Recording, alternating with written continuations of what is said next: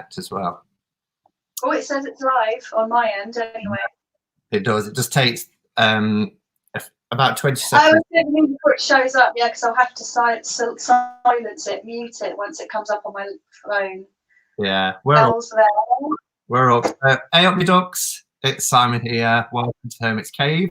And as you can see, I'm joined. Oh no, I did that the opposite way. That way.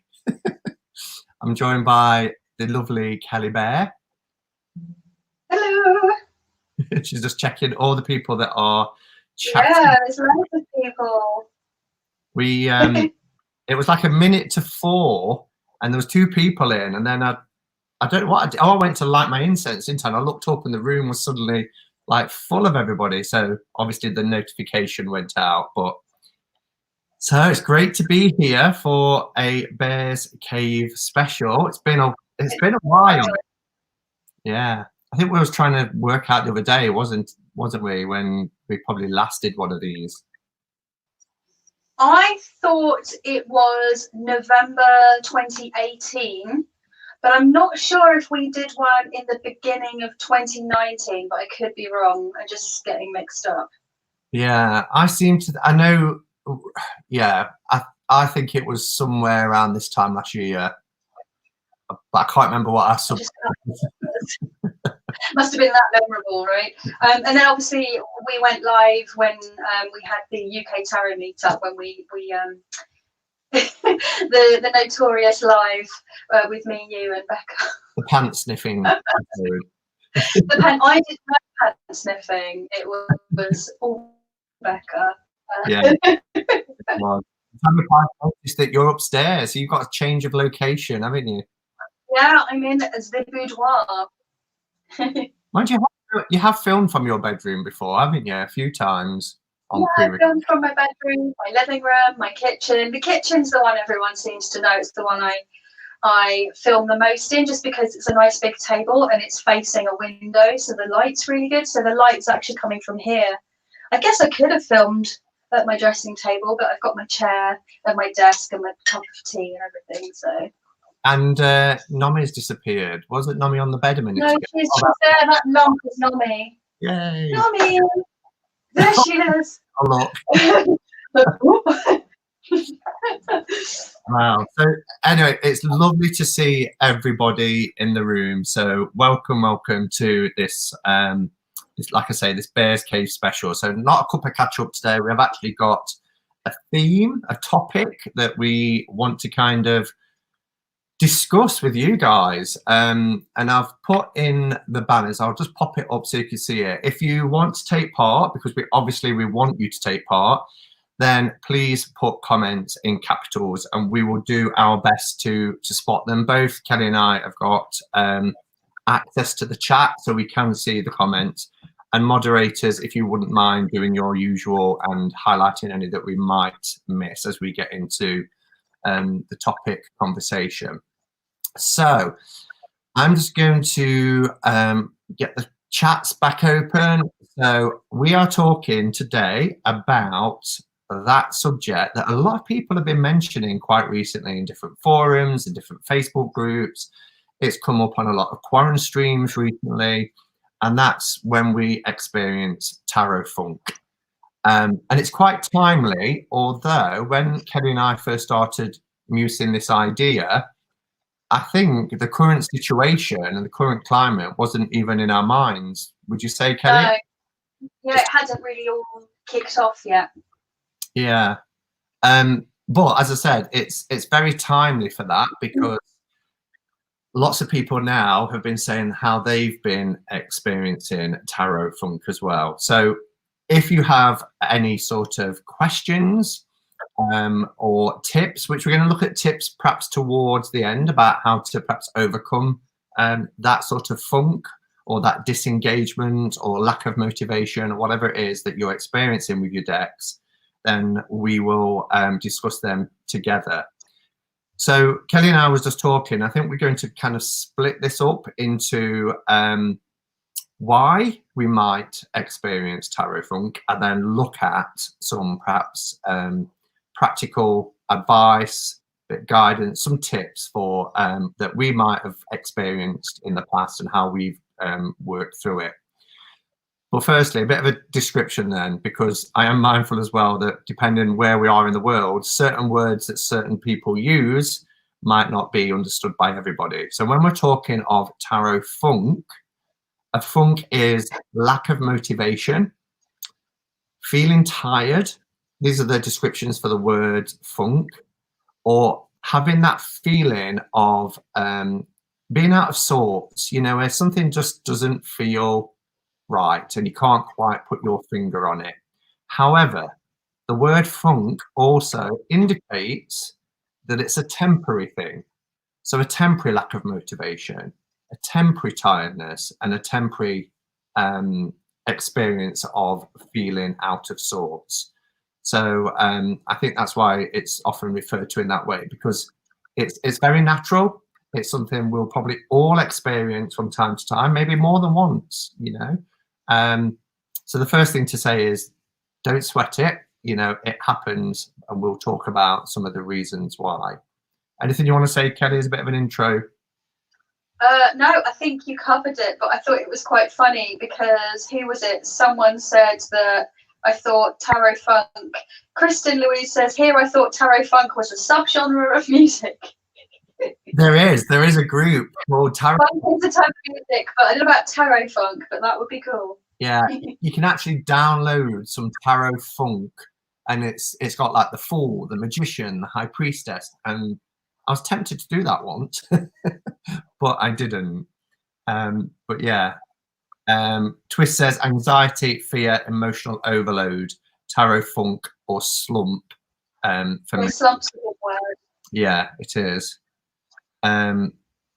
Oversaturation, Tammy Parr. Yeah, Kelly and I was just kind of talking about that just before we went live, about that sort of oversaturation and kind of doing too much too soon, you know, and you can experience that burnout as well, can't you? I know that when I first started tarot tubing and buying decks, you know, it was 150 decks in the first year, and which was, I look back now and I just think, oh my goodness, 150 decks in the first year. And I did experience overwhelm and overload because nobody can sit and enjoy all those decks. And they weren't all tarot, to be fair, but again, you can come into something and feel very passionate, and there's that bright burning fire of enthusiasm, but it can quickly, you know, diminish just as quickly as it can inflame as well. Do you think that's fair? Mm-hmm. Yeah, definitely. So do you want to go into oh sorry, I was gonna say, do you want to go into the reasons we might have a tarot funk? So again, having just discussed it, there's going to be more, and I know Kelly kind of wants to talk about some other things as well, but the 5 kind of main reasons, and again, you'll all have your own reasons if you've experienced tarot funk. So this is where we want you to kind of contribute and join in. Just remember to pop them into capitals. First reason is it could be our mood due to external factors. And those external factors that bring about a sense of foreboding, yeah, or fear-based. Gestures wildly at everything right now. Yeah. And again, many people in chats that I've been in Facebook groups that I'm in, people have said, anybody else, you know, experiencing this sort of not wanting to pick up your cards, not wanting to do readings. And a lot of that is because when we're under anxiety or fear because of what we're being overstimulated with by the media and everything, the reality of what's happening, then, you know, we don't have a lot of room in our head as well to digest tarot readings or spreads. And also people, and again, have said in groups, they're fearful of doing spreads because they don't want to necessarily know the outcome. My only thought around that one is, you know, for me, tarot is the book of life. It doesn't predict as such.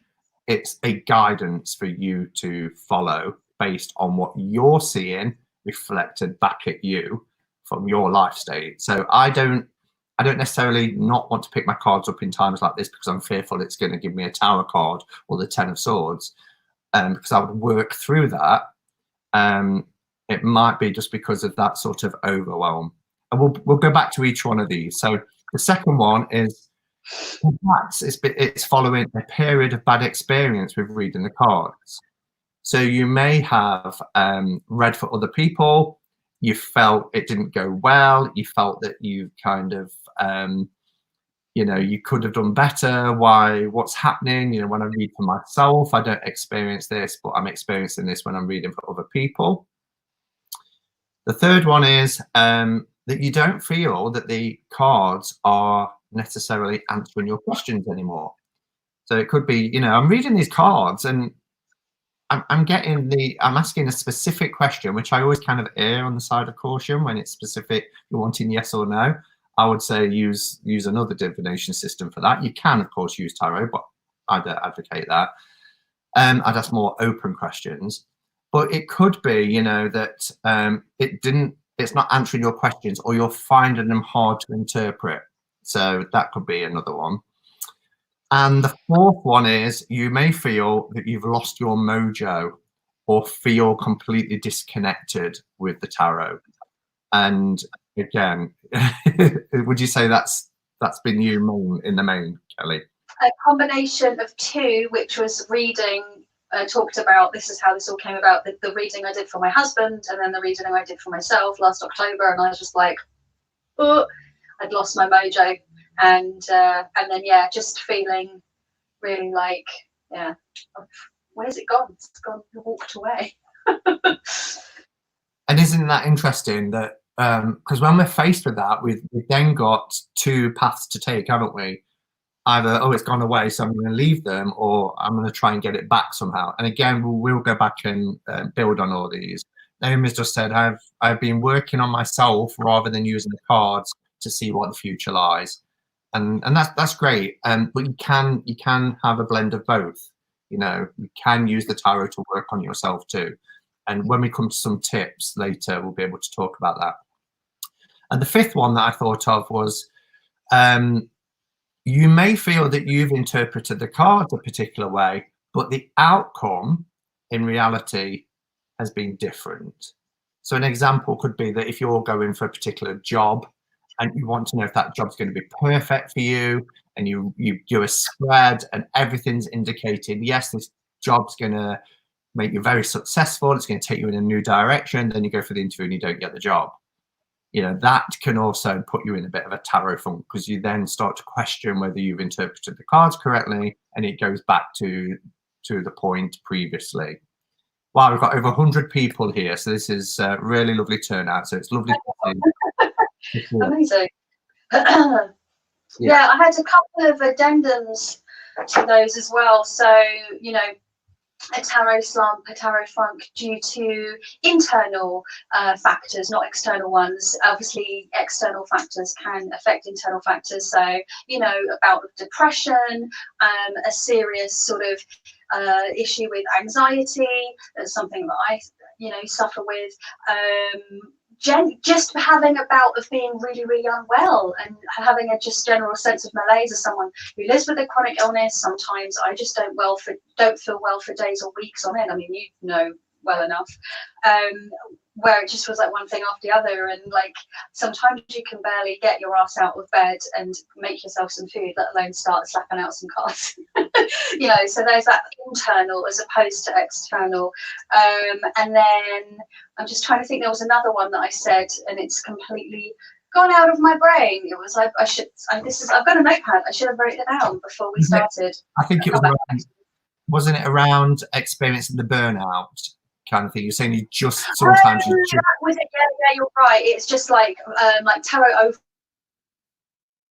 overwhelm or tarot bursts. Overwhelm tends to happen a lot if you're a noobler and you like go bonkers and the you know, listening to podcasts and watching videos, and you sort of go like Pac-Man, munching it all up, and then the next thing you know, you're like dead. Or the other one is you sort of just need a break from it, because you've been doing it every day and it's becoming overwhelming maybe, and stressful and no longer enjoyable, because it should be fun still, right? Yeah, exactly. And that's kind of what I was saying earlier about, when we first pick up tarot, and this kind of leads into one of the tips that we're going to talk about a bit later as well, about going back and remembering when you was first new on your tarot journey, and try and find a way to reconnect with that intrigue and excitement, and that can help with that. But I think also,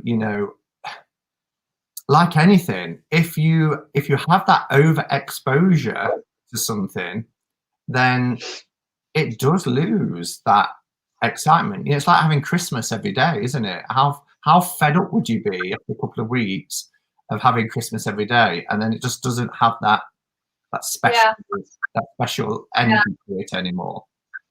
For sure, like cake for breakfast every day would get incredibly boring. Yeah, exactly. But every now and then. Selkie says, worry stops me. My mother's ill. I've got a neighbour from hell. There's 2 court cases coming. There's this virus. There is just so much on my plate. Yeah, see, that's a perfect example of the first one, where external factors are just pressing down on you, and it just all feels too much. And just the idea of even getting a deck out and look, it just feels almost like, where do you even start to unpack all of that and deal with it? Yeah. With a deck of cards. Yeah. I think that Somewhere in Time Tarot made another point about a tarot funk. They said tarot funk, or is it a spiritual funk? And some people saying, if you're in a tarot funk, are you in a spiritual funk, or vice versa? And I have to say, for me, I'm not in a spiritual funk, despite kind of being in a tarot funk, because I've been doing my meditation every day, my yoga every day. I get down to I've got my arms pointing there because my tarot trolley, my altar, is right there. So that's not an issue. That's helping to keep me grounded and keep me centered. But tarot is less of a part of that at the moment for me. So I would say definitely be a thing, but for me it's not. So it's interesting, actually. It is interesting. And straight under Selkie's comment, L has put, it's weird because I usually turn to tarot when I'm feeling anxious or overwhelmed. So I'm totally confused as to why I went through a slump. I have been whacking my decks all over the place. And that's the thing, isn't it? Because again, like I said, you're faced with this crossroads of which direction do I go in? Do I, put the cards down for a time and focus on other things, which is perfectly understandable, and maybe really good for you? Or do I perhaps get into, and this is how I kind of go with it, is to get more into a routine. So I would do a spread at the beginning of the day, write a few things down, and then go about my day and try and fit everything else in. No one's saying sit with a deck of cards all day long and keep randomly pulling them every time you see a news article or something that gives you concern. But it's about what works for you as individuals. Jesse says, another thing that is adding to tarot funk is total lack of alone time these days. Because a lot of people who are, isolating, which is most of the people now on the planet in some form or other, on some sort of shutdown, lockdown, are locked down with their families and their kids and everything else. And they don't necessarily get the quality time on their own to be able to sit and read their cards or play with their cards.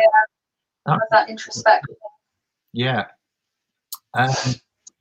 Just see if there's any more comments before we move on. Does doing it professionally ever take the fun out of tarot? Says Kristen Louise. Yeah, well, yes, in a way, because tarot for me is part of my hobby, but it's part of my spiritual practice. So it's part of my personal practice.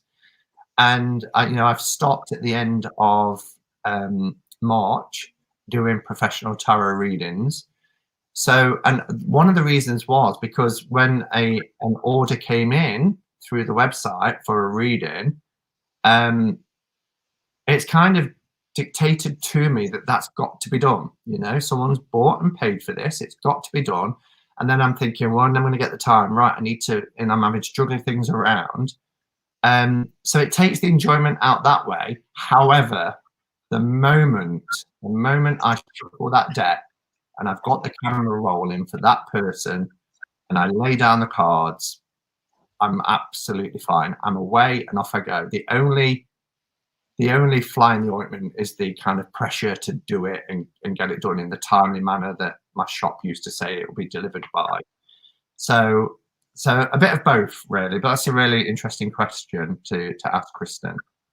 There's an interesting thing that's come up in the chat, actually, mentioned by a couple of people who are saying, so Sandra at the Whispering Well, Jen of Jen's Balanced Tarot, and just saying who else, are saying that they get overwhelmed and stressed out with, and I think, was it Selkie as well? Selkie says, the other thing is that I choose what channels I interact with. I used to feel guilty if I didn't listen to all the live videos. It became too much and I had to learn to not feel guilty, and a couple of people have echoed that sentiment. And that's really interesting because I've had conversations with people regarding this as well. I'm not in every live chat. I'm not in every one of your live chats. I pop in and out. I used to have more time for live chats because, especially at the weekends, because my husband would DJ at the weekends and I'd have Friday and Saturday nights. So I was always in Kelly's live chat because I was on my own if I wasn't out, which is not the case anymore. He gave up DJing. So we have Saturday evenings together. Well, we have all the evenings together at the moment. And so I'm in those very infrequently nowadays. But I've never felt a sense of guilt generally, occasionally, but generally as a rule around it, because so many, like when I first started watching Tarot Tube, the person I know that kicked it all off was Kelly Fitz, and she was the only one that was really doing a live that we know of. I'm sure there's other offshoots of the tarot community online, obviously. So there was just that one live to look forward to every single weekend, and everyone was there, everyone made it. And there's more and more channels popped up, and more people going live, some people going live multiple times a week. Yeah, I can see why that would be overwhelming. And I would say, as a creator of content and as someone who interacts and has friends who are creators of content, none of us will ever hold it against you for not being in a live chat. I'm a creator of content, I have friends who create content, and they don't hold it against me. Like, Simon never glides me and goes, why weren't you in my fucking live chat? It would never occur to him to do that to me. I would never do it to him or anyone else or any of my other friends. And I've said that to people, like, never feel like you need to be there. And that's interesting because something that is supposed to be fun is becoming stressful again, and these are, I think, a lot of people that are now in the community may not have may be quite new to tarot, whereas I've been reading tarot on off since 1996, 1997, none of this existed. So my experience with tarot was so small and closed that it wasn't until I started discovered Kellyanne Maddox in 2012, and more important, getting involved as commenting on things and getting to know people and then becoming a content creator. Like, I think a lot of people find tarot now, they find the YouTube community and suddenly they're like, whoa, it's a whole extra thing that a lot of us never had to contend with. Sorry, that was a real, I'm just gonna have a sip, sorry. No, and I can only echo that, Kelly. It's really unfortunate, isn't it? Because you do get to the point where you can experience that overwhelm and that burnout. And YouTube and the tarot community in particular is a wonderful resource, and everybody who's putting content out is trying to offer something, for people to enjoy. But you hit the nail on the head. Life gets in the way. Life has to be lived, and this is an enjoyment, and you don't, just because something's live doesn't mean you have to be there, unless you want to be there and you've got the capacity to be there. and obviously you get the added bonus of being able to interact with other people. But most people leave their content up. You know, this will be left up, and we know lives that we've done in the past, people will comment weeks, months after, and you think, oh yeah, you know, yeah, we enjoy doing that, and they'll still contribute to it. But yeah, absolutely no guilt. And if there is people out there who do feel guilty, and you do see people coming into live saying, I'm really sorry I'm late, you know, like it's a class at school and you had to give your apologies. You know, people drop in and out of lives all the time, and it's all good. It's all good. I saw a comment from Indigo Moon Woman. Hi, Diane. She said, going back to when we talked about whether reading professionally takes the joy out of reading. She said, I find that reading professionally on the hotlines makes it so rarely I pick up decks to play with for fun or to read for myself anymore, but I'm working on it. And that's the thing, isn't it, Diane? It's if you recognize that something is being left behind that gives you joy or gives you pleasure in some way, then it's about readdressing the balance. And once you've recognized it, that's the first step. I'm not quite sure what the baby boom thing's about, Billy, but what else? With lockdown. Yeah. Yeah. So yeah, that's interesting. And yeah, people saying that Jen saying that she's been trying so hard to keep up with people that she's not keeping up with her own stuff. And I always say, like, I have quite a limited subscription feed for like tarot. I mean, I've spoken about this loads to you before, and I think I've mentioned it on my channel a few times. The channels that I'm subscribed to are not that many, really, considering how many are out there. And it's just because I get so overwhelmed when I open up that subscription page and you see all these videos. And that was part of the problem I found I was having. Like, well, I need to watch all of these, and I was just like, oh, I have anxiety disorder. I have to manage it in what way I can. And one of those was scaling back. I scaled back to a lot of just the original, you know, the OG people I was listening, watching and listening to, and then, you know, and that doesn't mean that I'm not watching other channels. I am, because what I'll do is I'll just type the name and find and go, I wonder what, you know, like Jen over at Science to Solve Tarot is doing, or I'll, you know, and I'll just type people in. So just because I'm not following you or subscribed to you doesn't mean that I'm not watching you. And actually, you'll know sometimes because I'll comment, but I might not be in your subscription feed, but I've commented on your videos for those that make videos. And that's why it's just a way I manage my anxiety, because some people make so many videos, like a lot of people that do tarot scopes, and you get like 12 tarot scopes, and some people do that weekly. I'm like, no, but you don't do like 12 weekly videos for each. You know, some people do that, and that's fine if people want to do that. I don't have a problem with that. That's if people want to do that. But for me, it clogs up in a way, clogs up my feed. You've got just 3 people that do that. You've got 3 chunks of 12 videos each week going in, and it's hard to see any other stuff. And then, you know, I watch historical sewing videos, and I watch cooking channels, craft channels. I don't just witchcraft channels. I don't just watch tarot. So I like to have a mix. Wow, this is rambling. I'm getting hot now. No, and Twist said, it's very nice when I disappear for a bit. People notice and welcome me back in. Love community. And you know, I will often, and you know, I have done this with Twist, a message every couple of weeks just saying, are you okay? And that's, again, that's not me saying, why aren't you in chats or anything like that. It's just because you do build connections with people, and it's nice just to send something, just say, are you doing okay, when people disappear? You know, similarly, I was in a live the other day and I was referring to Patty Pat, and I said, I've not seen her for ages. I hope she's okay. It's been a few months. And she just popped up in the chat. I'm here. But Pat's was still there, but she just hasn't been commenting for, you know. So it's not that we're checking up on people in terms of why aren't you here. It's just because you do build relationships and community, like Twist said.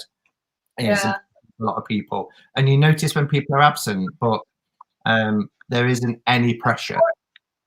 I'm showing up as really pixelated. Should I come out and come back into the stream? I'm just going to check to see if Simon switched off his Wi-Fi on his laptop as well. Okay.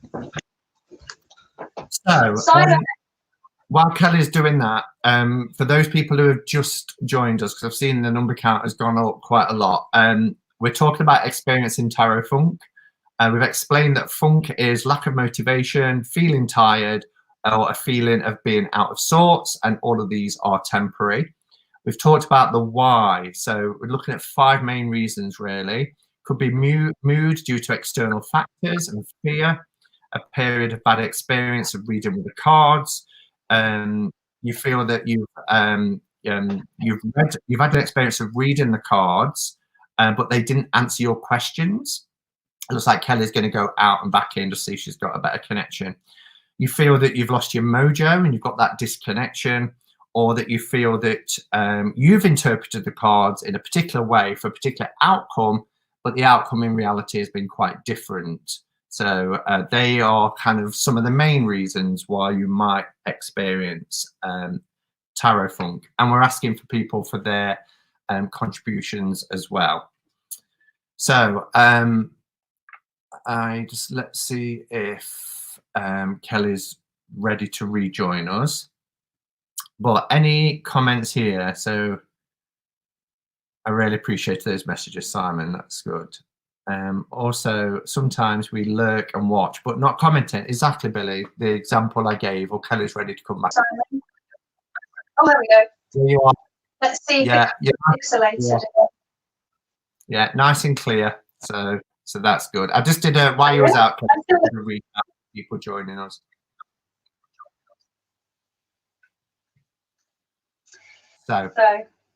So shall we start to look at some tips then? Some tips. Sorry.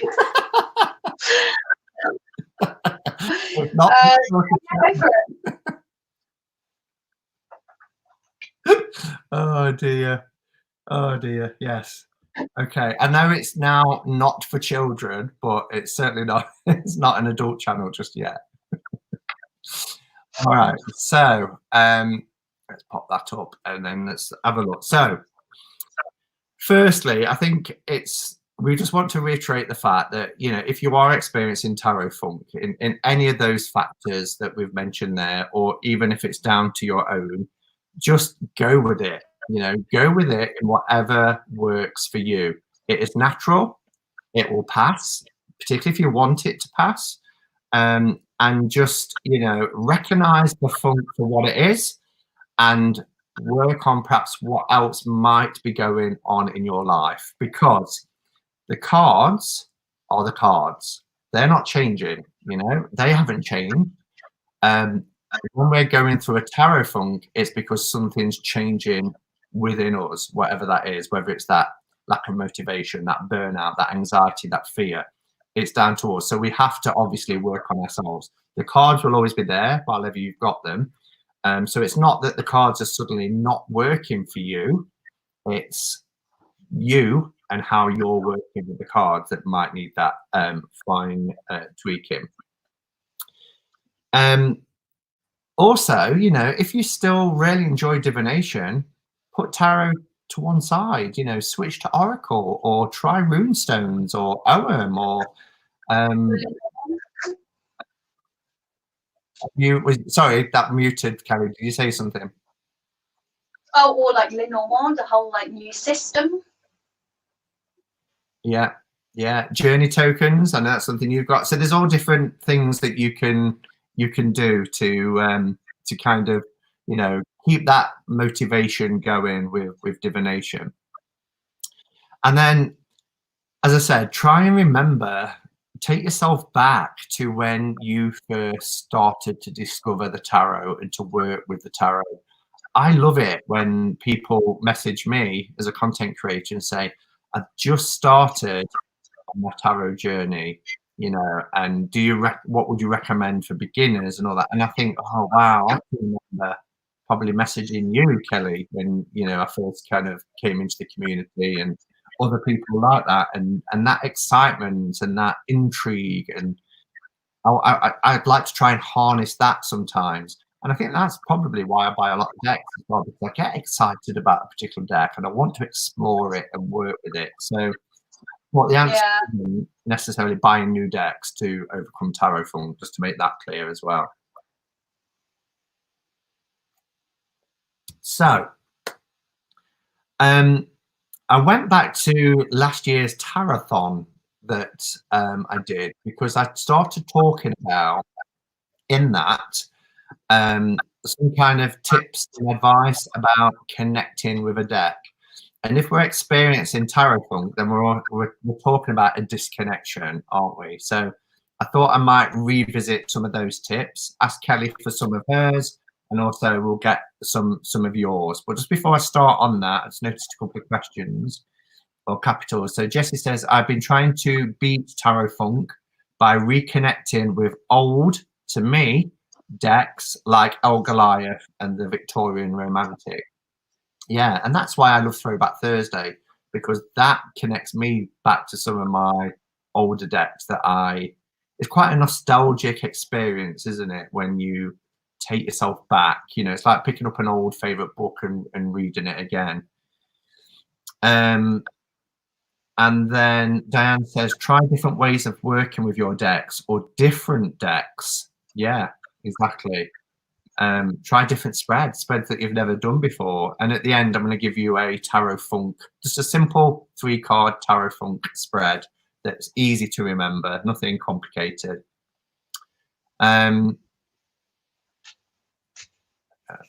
See if there's any more capitals. Anyone else feeling very drawn to their hug or comfort decks right now? Well, hug decks is one of the tips that I've got down, actually, Billy, because Patsy did a tag about hug decks. We've talked about hug decks in the community for as long as I've been around. I did a video response about hug decks, and those hug decks are those decks that just have a softer feel to them. And if you are feeling that sort of disconnection or feeling out of sorts, then they're the ones that can just give you that little bit of a lift without being too harsh. And one of my hug decks that I shared is Kelly's all-time favorite deck, which is the Magical Forest. And when you experience your tarot funk, Kelly, is that a deck that you would reach for, do you think? It's a deck that I always reach for. It's funny because I was talking about in previous videos how I felt like I'd lost my tarot mojo, but for some reason I'm okay reading with a lot of the time the Magical Forest, but I got to the point where I psyched myself out so much that even that deck wasn't working for me. So yeah. The hug deck thing, I mean, that's more not necessarily if I'm in a funk, more so just if I just need a gentle or comforting sort of reading rather than how I'm actually connecting with tarot as a system, if that makes sense. Yeah, absolutely makes sense. Sandra says, that's what I am going to do, pull out what are hug decks for me. And I'm assuming, Sandra, for that exact reason, because you kind of experiencing that sort of anxiety and fear that we're going through at the moment. So having a deck that is, you know, change of scenery. People keep asking for more light on me. Oh, for some. Or step into the light. I'm still here. Be embraced by the light. Just don't go towards the light. I think you're pretty clear. You seem pretty clear to me. Yeah, I'm clear on the on the laptop, but when I look at the phone, less clear. Dun, dun, dun. Oh, I'm going to need to sit on. So I just saw a comment that was, Sandra says, yes, that's the reason mainly, which is around anxiety. So using hug decks for that.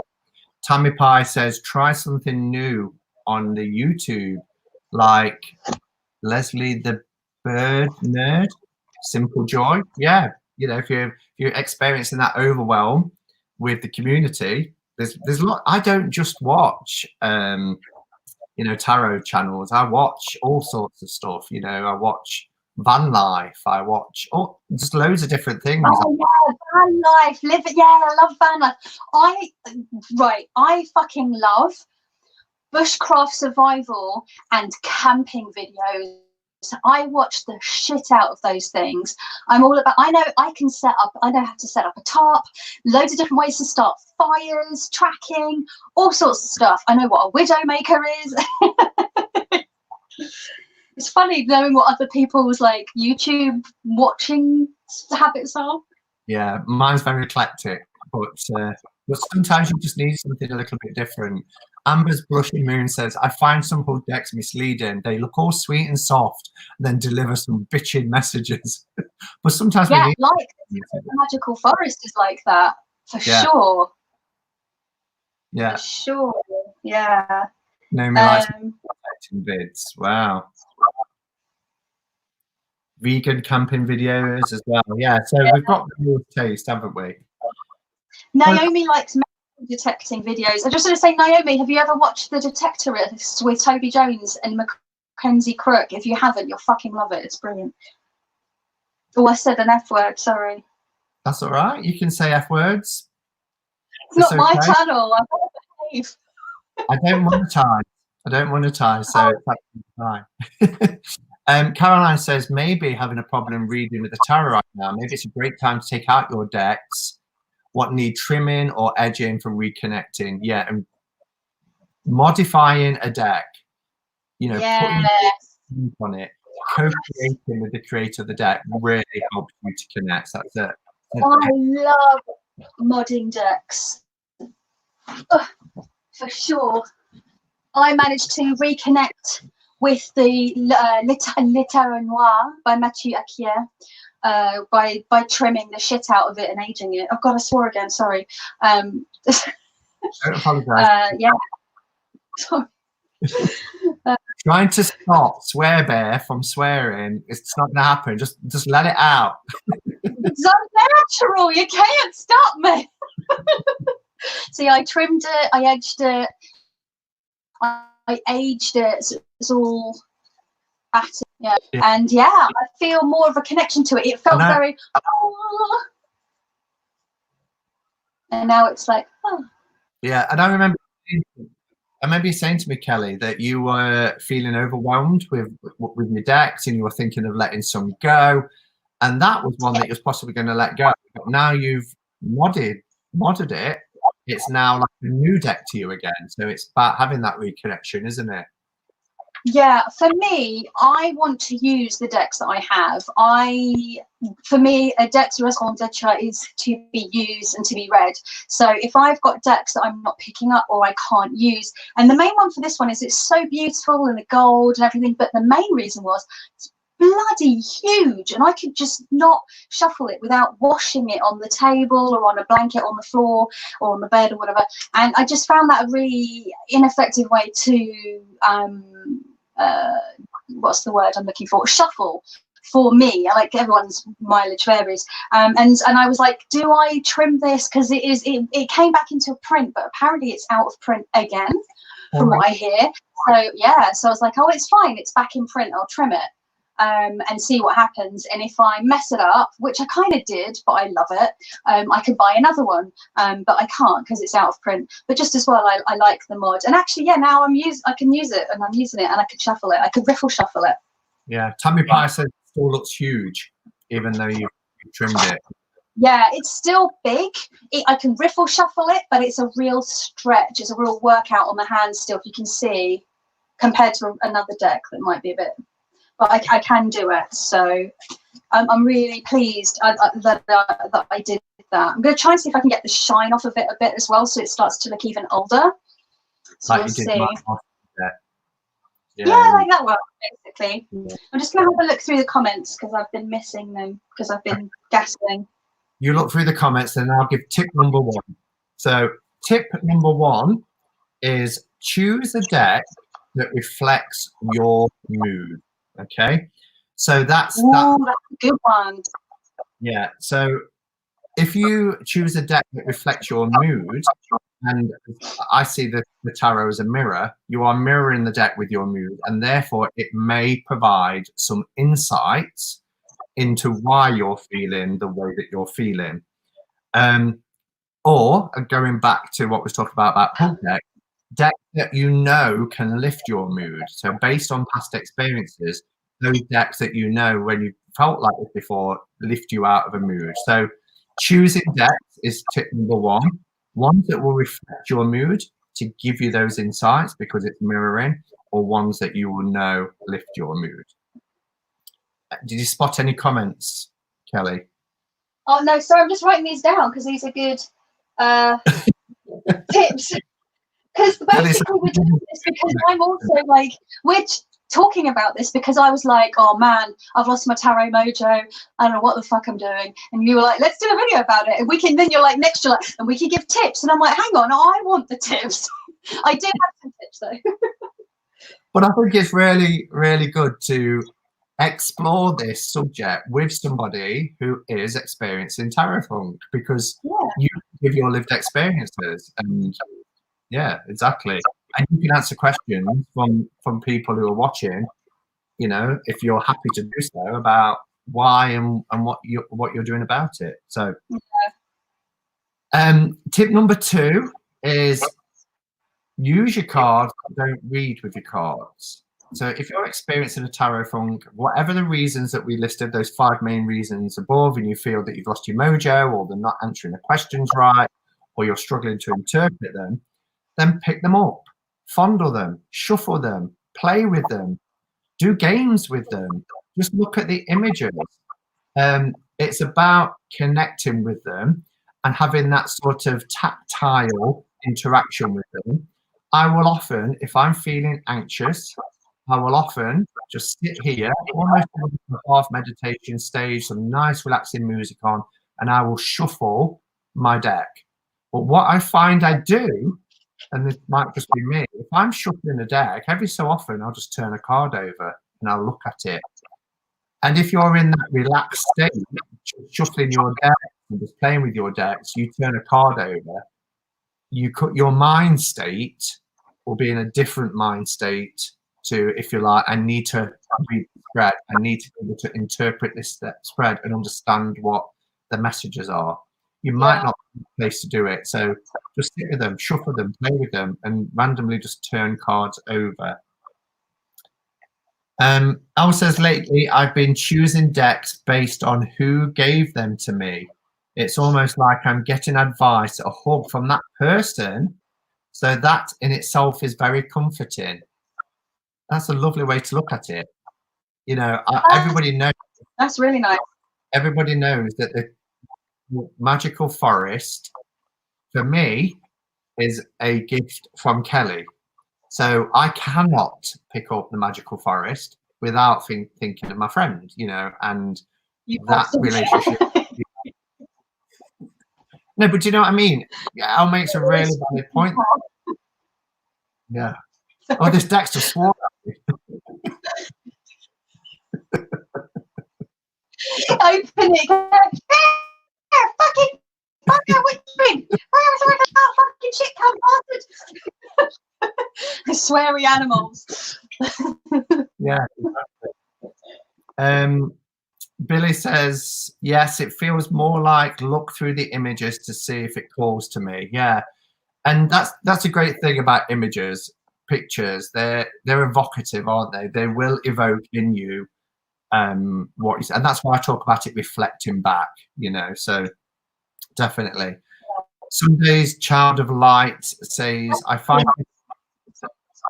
you got the question. Yeah, go on, sorry. I think there's a bit of a you do what you were doing. Yeah, I think there's a bit of a lag. So I'll read this question, then I'll pause. So, well, this statement I should say. It's Sunday's Child of Light says, I find my collection very eclectic in taste, but I do have one theme more than the others. So again, it's about, you know, genres and what themes you can connect with at certain times, depending on your mood and which one you want to work with. Yeah.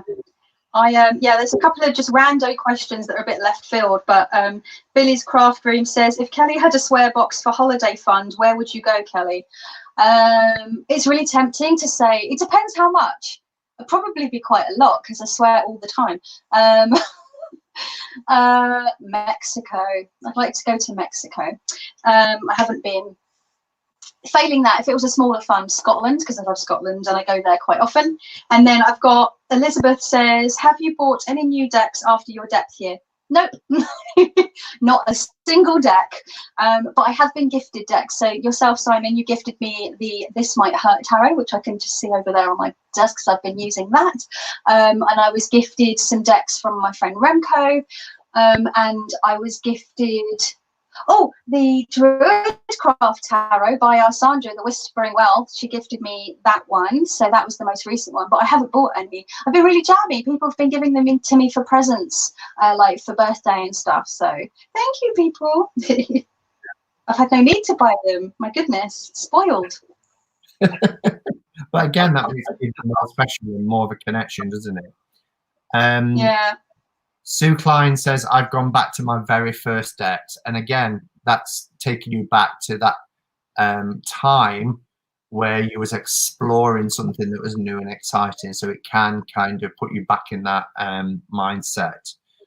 And Marcia says, I love to keep my White Sage travel size deck in my with my ritual beads. Yeah, pairing is something that I'll talk about in a little while as well. Combos. And Billy says, I think this is in relation to the fact that your deck that you gifted to me, and when I made the joke about it swearing at me, she said, is there a Tourette's tarot yet?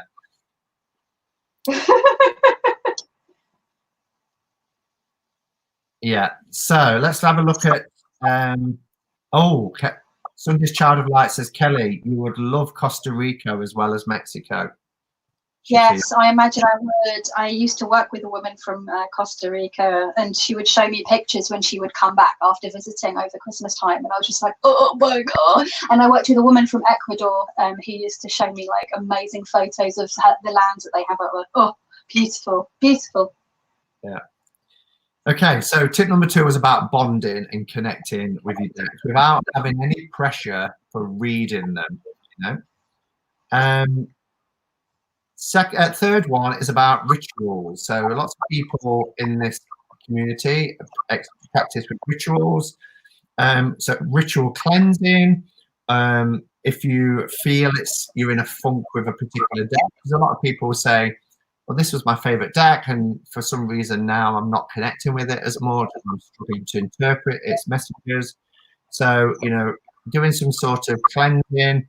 I saw somebody put in the comments about taking decks to bed with you and sleeping with your decks, whatever works on that bonding and cleansing or pairing. Bondage and sleeping with your decks, my goodness. Bonding. There is a difference, albeit slight.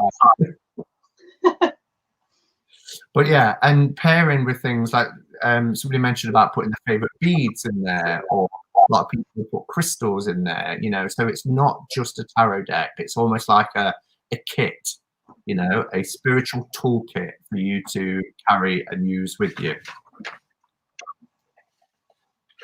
Okay. Oh, what's that? I don't know, what? I looked away for a second and a little uniform. Because you're talking about bondage. Oh no, no uniform. They're all put away. Yeah. Is that the unicorn? I remember a very, very early video of yours where you showed your sacred trolley. It was like a hostess trolley, and you had you had a soft toy on there. Oh, that's Lumpy Space Princess. I put her on because she's got really good attitude. So when I practice a little bit of pop culture paganism, Lumpy Space Princess, she's got attitude and she's like really rates herself, so she's quite good to embody as a little pop culture icon. That's her. Yeah, I remember Lumpy Space Princess. Tommy Pye said about rearranging. Again, that's like resetting. It's like a factory reboot, isn't it, when you put them back in order. So it almost feels like you're getting a new deck again. Sometimes people get stuck when they're doing it. So putting them back in order kind of in your mind resets it and makes you feel like you've got that new deck experience again. I can hear a bit of feedback. I'm not quite sure why. I don't know if anybody else is in it. Yeah. Let me just check. Take out the pages. Take out the pages and the major arcana and play solitaire with the deck, says that tarot lady. Good idea. Yeah, that's a good idea. Yeah. Yeah. So just remember, the cards are the cards. These are tips about how you can change yourself to reconnect with them. And we all go through phases where our intuition and our creativity are stronger at other times than at different times, basically. And it's good to have a rest and take a break. And Kelly, you were saying just before we came on, actually, it's absolutely great just to step back. Someone, Forever Aware After, made a really interesting point, which is something that we used to get stuck in quite a bit and have subsequently let go of a lot more, which was you were talking about ritual, and Forever Aware After says sometimes ritual gets in the way. If you make a big deal about it, the ritual, you can be disappointed by the result, or like come in at a tarot funk. And for me, sometimes I like to set the scene. I have the candles, I have the reading cloth, that lovely giant reading cloth that you got me. I've got the incense going, I've got the Tibetan singing bowl, the whole thing. But sometimes I'm like, oh, well, I can't be asked. Oh, so therefore I can't do a reading for myself. And actually what helps sometimes is just clearing the deck, as it were, and just sort of literally just laying down the cards on the table, just straight on the table. And that's often how I read when I'm out and about with friends. I've often talked about how, until Jen of Balanced Tarot bought me a lovely little travel readings cloth that I can take with me now, but I would just, my cards go down on like sticky bar tops and on picnic blankets and kitchen tables, and not being precious about it and setting the mood, just like getting them out there and just reading what's there. So yeah, sometimes I think ritual can get in the way. It's about finding that balance and not getting too stuck either way. If you find that you're always just slinging your cards down and it feels a bit sort of mundane, oh please, my next door neighbour is going to start banging his drilling next door again, then maybe you want to start injecting a bit of magic into your readings. Maybe you feel like you want a bit of that ritual. So yeah, it's like what works for you, like it's going to be different. Your mileage is going to vary, and that can change, because sometimes I want all the bells and whistles and sometimes I quite frankly cannot be asked. So I think wax and wagon, says Julia. Sorry. It's all right. Yeah, so Billy's craft room, she said sound bowls to clear the energy in myself. Everybody will know when I start my videos, you hear that sound. It is for energy clearing, but also it puts me in an instant mind state, because that's the sound that is synonymous to me with being relaxed and being calm. Every meditation I've ever done in the past starts with a bell and ends with a bell. So for me, it's almost like an instant, and I do a deep breath out and I go live, or I hit record and record the video. So again, it's the effect it has on me, because it instantly puts me into that kind of relaxed, and it's that sound to say, right, whatever's gone before is gone, put it to one side, focus on the present moment. And anything that affects the senses, whether it's hearing or smells or touches, it's a very evocative thing, isn't it? So for me, that sound just puts me into that space. Yeah. Do you have any other tips, or? Sorry? Do you have any other tips, or shall I share some of mine? Yes, share some of yours. Okay, cool. So one of mine is literally stripping it right back to basics, like absolutely stripping it right back to basics. So when I first started reading over 20 years ago, the only deck I had was the Osho Zen and the guidebook that came with it. And I just dug straight in, started reading with it. And that's all I had for a really, really long time. And it was fine. I didn't know any different. I didn't know about the other systems. I didn't know that there were loads of books out there. I didn't know there were all these different decks out there. And there were much less then, you know, we're talking like 1996, 1997. I've said to you before, Simon, when I get a bit overwhelmed, I just put all my decks away in a box. I don't look at them, and I keep out like a couple of books and like a couple of decks, and that is it. And I don't look at any other decks, and I just get right back to basics and strip it right back, so you're not distracted by all that other stuff. You're just working with that. That can sometimes work for people if they're feeling overwhelmed. I think if you've found that your reason for being in a funk is overwhelm. So that's one. Another one that I have is, well, you talked about picking up a deck that suits your mood, or a deck that you know is going to be quite comforting to you. But I always think maybe just pick up a different deck, maybe mix it up, pick up a deck. You don't necessarily have to buy it if you've got it in your collection. Pick up a deck that you wouldn't usually read with or haven't read with before. Or if you always read Rider-Waite-Smith, mix it up. Why not try it, though? Why not try reading pips? Pick up, you know, a pip deck and like shake your practice up in that way.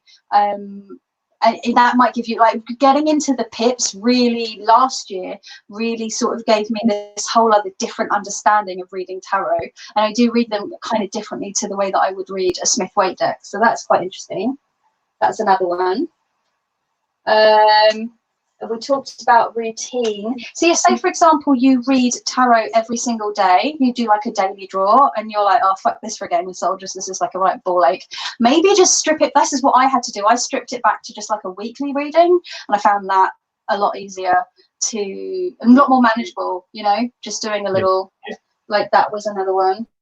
So that's a new routine. And the other option, as opposed to stripping it right back, is just go balls to the wall and just like go all in. So maybe pick up an online tarot course, maybe you know, buy Tarot 101 by Kim Huggins and work through that, or you know, find a new area of study. So maybe you want to combine astrology with the tarot, or for me, herbalism with the tarot. That really last summer gave me a real boost of working with herbs with the tarot, which is really fun. So that might be the opposite direction you can go in, is just find an avenue within like advanced tarot, as it were, like layering, Kabbalah, or whatever it is, and find that and how you can tie it in with tarot. Yeah. So yeah, those were my main ones.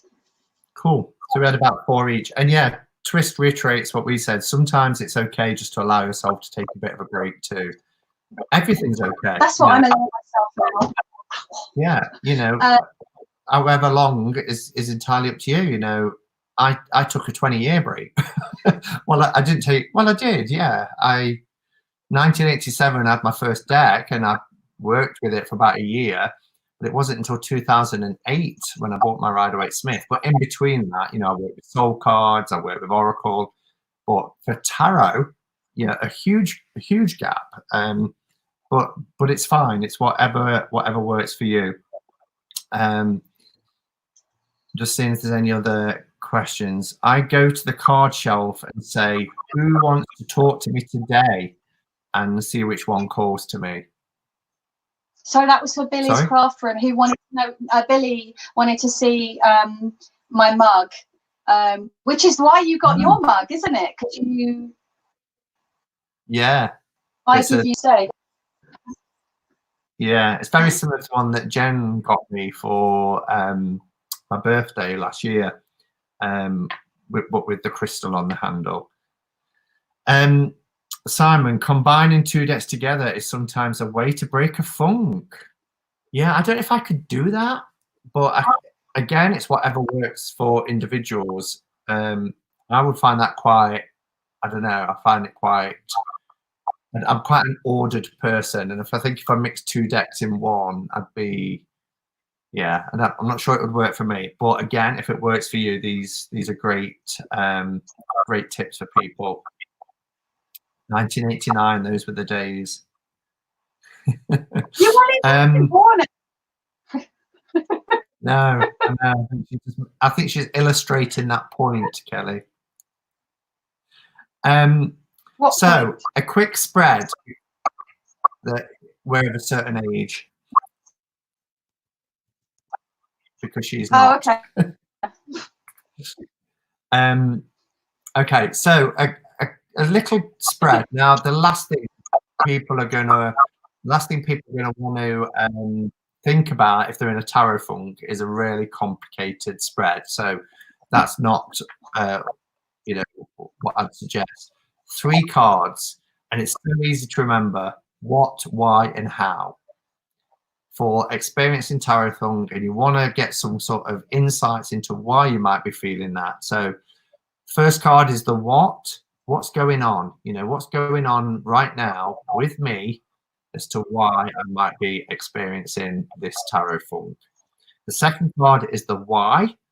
So why am I experiencing this? So you find out what it is, but why, because once you know why you're experiencing, then you can do something about it, which is the how.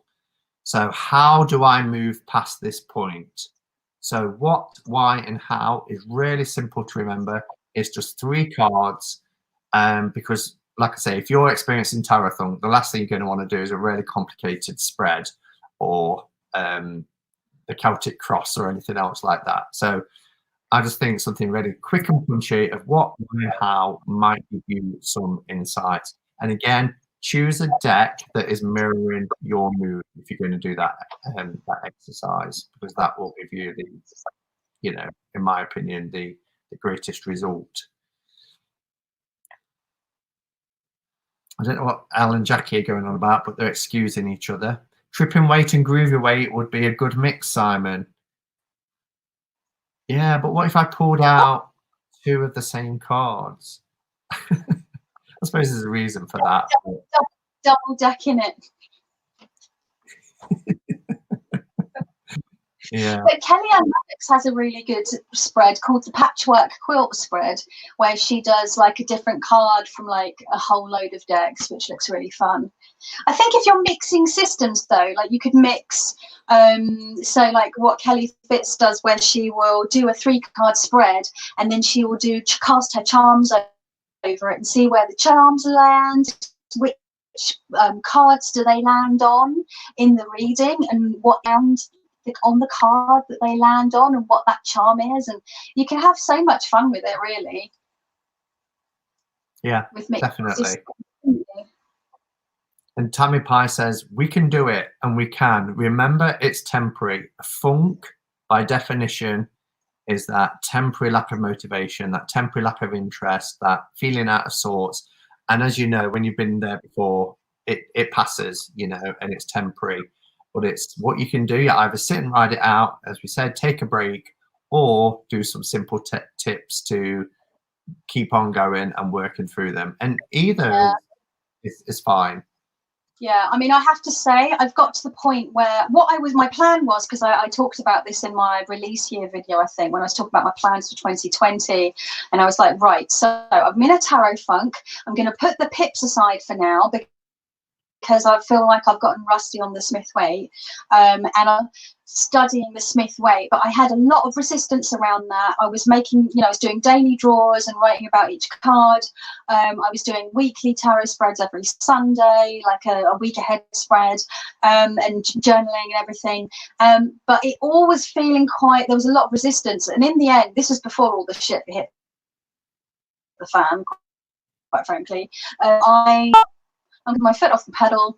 I'm just gonna just let it go, let it go. I'm still doing my yoga. I'm still doing my meditation. I'm still sitting at my altar.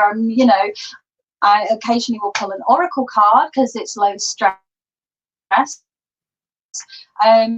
And I feel like I'm one of those people that I'm like, right, I have to hit the books. I'm real, like, a friend of mine called me a research witch.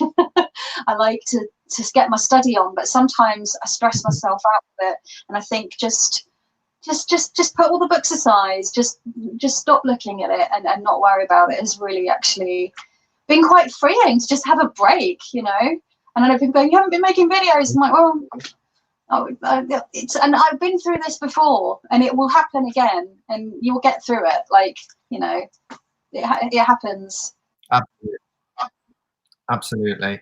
And Billy said something, nothing lasts forever. Can't find the comment now, but I've seen it flash up. Outside in the garden, if you have that option, open the window and connect to nature for a while, see what it feels like afterwards. Very good advice. Definitely. Yeah. Okay, so any final comments from anybody in the room? Anybody want to ask any questions or offer any additional advice or guidance? Then do it now. We're going to be on for a couple of minutes. Do you want me to pull a card? Yeah, Finish yeah, it better be you, not me, seeing as I'm the one having the tarot funks. We'll go with the Starlight, which is my latest deck. It's a bit of a beast, but I'll do my best. Try not to drop them everywhere. But a card about experiencing and overcoming tarot funk. And Sarah says we put too much pressure on ourselves. We need to be kinder. Yeah, I think that's a really good point, isn't it? Because, you know, we do kind of beat ourselves up about it. You know, why am I experiencing this? And, you know, it is what it is. There's external factors that play a part a lot of the times, and, you know, we're like sponges. We soak up what's going on. Oh, I've lost Kelly. So she pops Internet back in. dropped out, but it's back again. Oh, cool. My internet dropped, but it's back. Yeah, you're back. The Raincoast Tarot will keep you busy for hours. Yeah, but that might not be a good thing. You know, if somebody's experiencing tarot funk, they might not want a deck that keeps them busy for hours. It depends. It's down to the individuals, isn't it? This is a really hard deck to shuffle. Oh. Why do you keep showing the unicorn? You're like, what unicorn? What unicorn? You forget that I've got a delay and I can actually see you doing it on screen. Like 20 seconds later.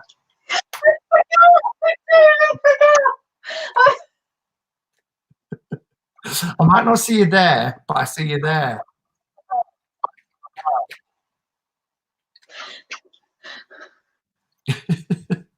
Okay, so let's pull a card. Oh gosh, I'm dropping them everywhere. Maybe I should have gone for the thinner versions. I need to shuffle them properly. Kelly Bear asleep? Oh no, it's because I am froze, so people thought maybe I'd just gone to sleep. All right. Oh, we have the Two of Cups.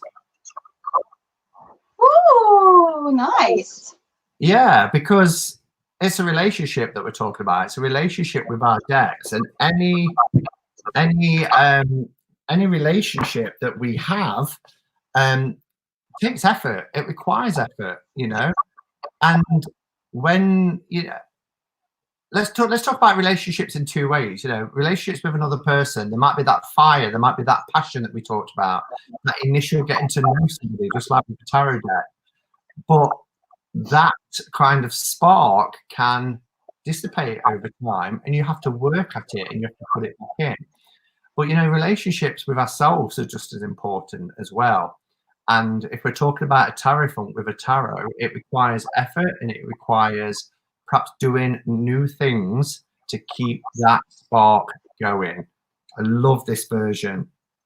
And the Two of Cups talks about a heart-to-heart connection, doesn't it? And again, you know, if we're holding up a tarot deck and it's a mirror to our souls, our lives, then it's about getting that connection back and up and running, using the tips that we've spoke about to be able to get that harmony and balance back. The reason why we have the funks a lot of the times, as we said, is because the harmony and balance isn't there, because we're being overloaded a lot of the time by external influences. So it's about stripping it back, as we talked about, and getting to the heart of the matter and getting that that spark, that energy, that fire, that passion rekindled again. Yes, good card. And someone asked if I had the unicorn tarot. Yes, I have the crystal unicorn tarot. Of course I do. Yeah, I've got the crystal tarot. A unicorn. I have a unicorn and a rainbow in my pen. Ugh, you can't really see it though. Unicorns. Cool. Well, we've been on an hour and a quarter. That's gone really fast. Yeah, an hour and a quarter already. Wow. Kelly, thank you for joining me. I've really enjoyed our time. Have you frozen? Yes, Kate. I don't know. All right. No, you're okay. No, you're okay. back. I haven't frozen. I think you're okay. I'm just going to say, this is Millefoire. You got me Millefoire. Do you remember? I do. Where was we? We was in Nottingham, wasn't we? Yeah, it was in that. It was in a little gift shop. Tolkien House. Yeah. Yeah, Tolkien Are House. we still live? Yeah. I haven't gone. I was like, I don't remember you saying bye.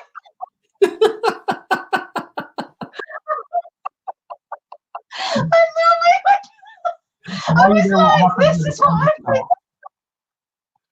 I was like, okay. Oh, fine. Talk about Millefoire. Oh God. Yeah. So we. Yeah. No, I thought we were. So Kelly and I went to a little shop in Nottingham called Tolkien House, which is now moved. It's still open. Well, it was open. And she saw that I moved it. So when she walked off, I bought it for her and gave it her when we got outside the shop. But yeah, I kind of realised halfway through, but I wasn't sure why you were showing it when I wasn't looking. All right, okay. we'll wrap it up there. Be silly. But thank you everyone for being here today. Thank you for the moderators for looking after chat. Thank you, Kelly, for joining me for Bears Cave special. And no anything problem. you want to know? Stay indoors, look after each other, and stay indoors and look after each other. Yeah, and remember, by staying indoors is the greatest show of love you can do for your fellow human beings. Protecting people. Protect. Yeah. All right, everybody. So until next time, go in peace. Namaste and blessed be. Ciao.